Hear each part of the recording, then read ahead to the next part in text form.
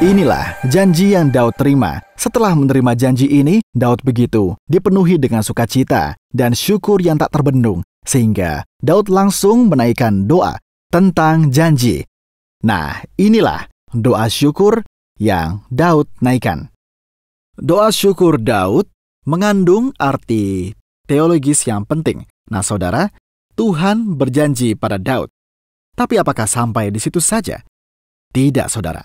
Nah, tahukah saudara jalan untuk penggenapan janji yang Tuhan berikan?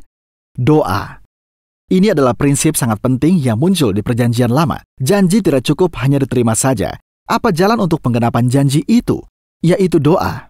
Karena itulah, setelah menerima janji, Daud langsung memegang janji itu. Lalu dia berdoa. Saudara, jika kita melihat keseluruhan kitab 1 Tawarik, ciri khasnya adalah doa. Nah, dalam kitab 1 Tawarik sering muncul doa pribadi. Di antaranya adalah doa Yabes yang kita bahas beberapa waktu lalu. Yabes, lalu Daud yang kita bahas hari ini, lalu Salomo, Yosafat, Hizkia, dan Manasye yang adalah raja paling jahat. Walaupun begitu, Manasye juga berdoa dengan rendah hati. 2 Tawarik 33 mencatat bahwa Tuhan juga menolong Manasye. Itulah doa-doa pribadi kepada Tuhan yang dicatat dalam kitab Tawarik. Mengapa? Karena doa-doa itu dijawab. Jadi bagi kaum tawanan, sebagai suku perjanjian Tuhan, bagaimana cara mereka lepas dari kesusahannya? Dengan doa. Melalui doa, kita menyiapkan jalan agar janji Tuhan bisa digenapi.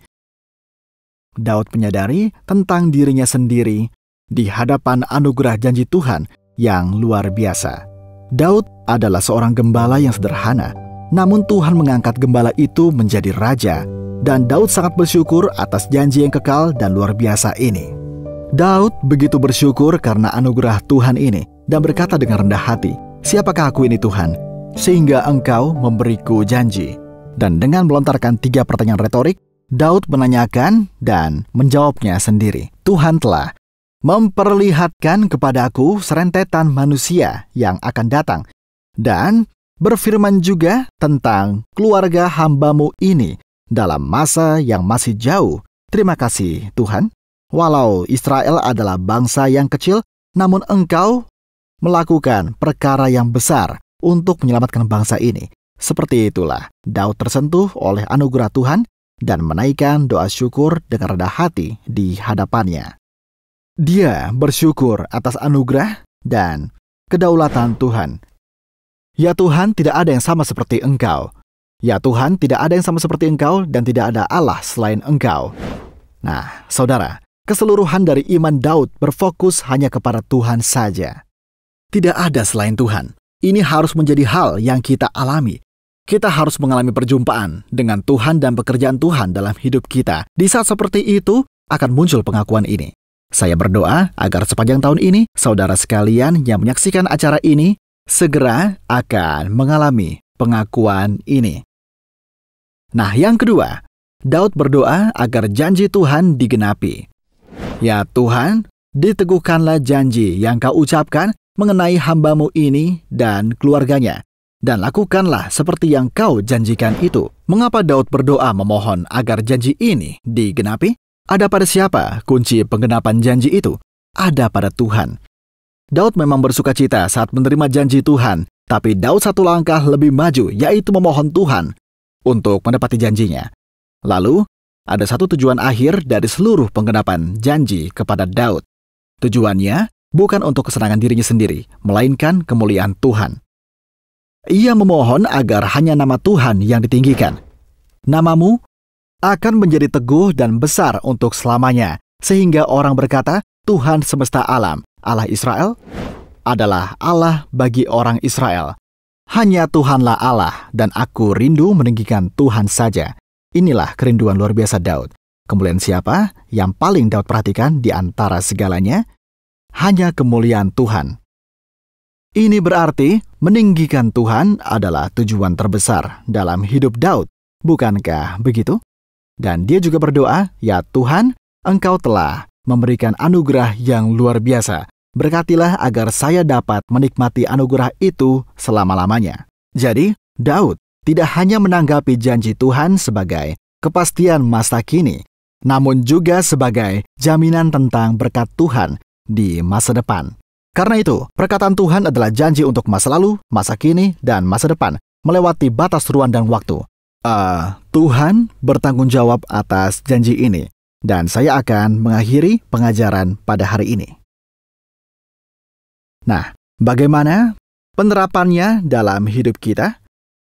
Yang pertama, kita harus memeriksa apakah kita hidup dengan kasih dan kerinduan terhadap kerajaan Allah, terutama gereja atau bait Allah seperti Daud. Saat mengikat perjanjian dengan Daud, Tuhan terlebih dahulu bekerja sama dengan anugerahnya, dan Daud pun mengasihi Tuhan dengan sungguh-sungguh.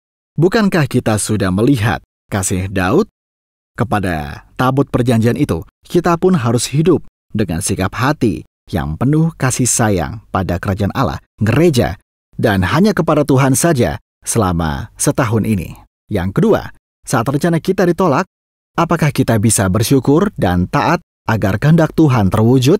Saudara, kita sebagai orang Kristen pasti punya rencana tentang Tuhan, tapi tidak semuanya bisa terwujud.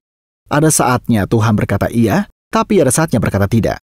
Saat Tuhan berkata tidak, kita tidak boleh menyerah, tapi justru semakin mengasihinya.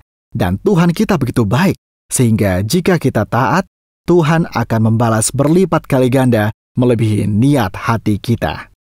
Kita harus paham kebaikan Tuhan. Selanjutnya, kita harus mengetahui janji Tuhan untuk kita dan keluarga kita di tahun ini.